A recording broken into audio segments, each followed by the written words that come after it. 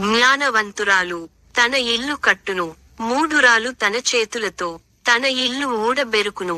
యథార్థముగా ప్రవర్తించువాడు యెహోవా యందు భయభక్తులు గలవాడు. కుటిల చిత్తుడు ఆయనను తిరస్కరించువాడు. మూఢుల నోట బెత్తము వంటి గర్వమున్నది. జ్ఞానుల పెదవులు వారిని కాపాడును. ఎద్దులు లేని చోట గాదెయందు ధాన్యముండదు. దరిద్రుడు తన పొరుగువారికి అసహ్యుడు. ఐశ్వర్యవంతుని ప్రేమించువారు అనేకులు. తన పొరుగువాని తిరస్కరించువాడు పాపము చేయువాడు. బీదలను కటాక్షించువాడు ధన్యుడు. కీడు కల్పించువారు తప్పిపోవుదురు, మేలు కల్పించువారు కృపా సత్యముల నొందుదురు. ఏ కష్టము చేసినను లాభమే కలుగును. వట్టి మాటలు లేమిడికి కారణములు.